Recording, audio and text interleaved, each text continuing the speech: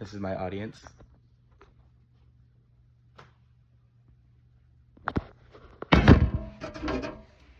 Hello, everyone. Thank you for gathering here today. And I have a question for the audience here. Has anyone here listened to Sergei Rachmaninoff? No. If you haven't, you're missing out. But luckily, I'll be telling you all about him today. I'll discuss how Sergei Rachmaninoff, one of the world's most renowned composers in classical music history. I'll go over 3 things today. 1, the brief summary of Rachmaninoff's life. 2nd, his famous Piano Concerto number 2 in C minor. And finally, his cello repertoire standard, Cello Sonata in G minor, Opus 19.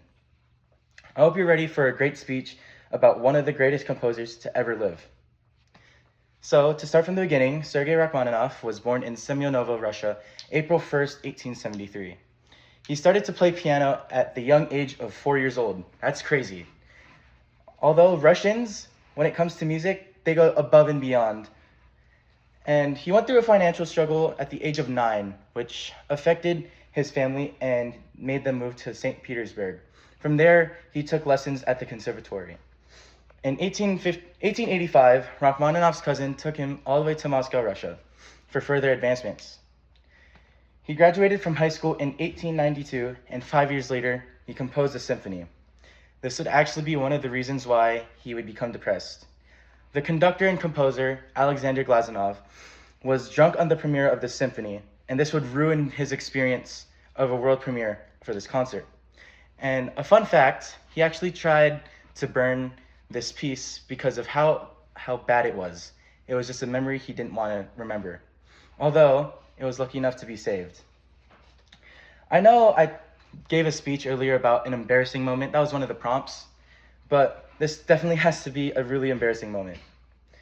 But this would later on be the greatest concerto. This would be the start to one of the greatest concertos in history. I mentioned earlier how Rachmaninoff went through a depression and received therapy from a man named Nikolai Dahl. And this would be who the piece is dedicated to. Rachmaninoff, he was really scared. He would actually get hypnotherapy about how premiering this concerto, Nikolai would actually help him think about the positive things, like how good his orchestra would be, how good his members would be. And here it comes, the big day of his premiere on November 9th, 1901 in Moscow. And here's an amazing part. When he sat down to play, the audience had no idea what they were going to experience. It is going to be one of the greatest piano concertos in history. It opens with deep chords.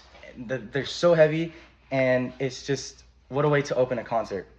And it gradually builds, showing the emotions that he has went through with his depression after the symphony. And that's why so many people just consider it a masterpiece, because it just shows how his music was so influenced based off his past experiences. Rachmaninoff wrote one of the most challenging piano concertos in the world, and it's one of the most popular concertos right now. Fun fact, this concerto has shown up in movies, and like The Brief Encounter, it's a really old movie, but it's really popular. I'm pretty sure you've heard it across this point. It's like the anthem of what sounds like romance and love. And yes, the Piano Concerto is one of his most popular pieces, but he also made a cello piece that changes the cello repertoire. It's still surprising how much Rachmaninoff was composing when he was in a depression. He actually wrote a cello sonata, which would sadly be his last. It's one of the cello repertoires across all of conservatories that it's a standard. He dedicated this sonata to his best friend and his best man at his wedding, Anatoly Brandakov. One fun fact, it's a little weird, but he married his first cousin. We don't know why, but he was always in love with her. The cello sonata in G minor, it's not as popular as his piano concerto, but yet still really a well-written piece.